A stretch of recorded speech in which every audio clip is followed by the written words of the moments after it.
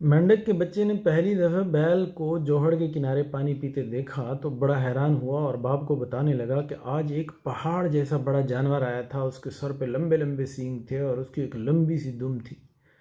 उसका बाप ये सुन के हंस पड़ा और उसे कहा कि तुमने किसान का वो सफ़ेद वाला बैल देखा है, और वो इतना बड़ा भी नहीं है, उसका मेरा 19-20 का फ़र्क होगा।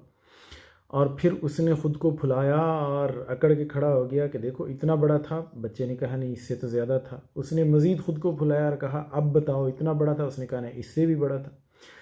और फिर उसने अपने आप को मज़ीद फुलाया और अभी पूछने ही वाला था कि ठा करके फट गया और मर गया। दोस्तों, ये मेंढक कौन था? ये मेंढक आप और मैं हैं, जो किसी को उसकी बड़ाई का क्रेडिट नहीं देते और ख़ुद को उनसे बड़ा साबित करने के चक्कर में अपना कबाड़ा निकाल लेते हैं। दूसरों का जहाँ क्रेडिट बनता है वहाँ क्रेडिट ज़रूर दीजिए।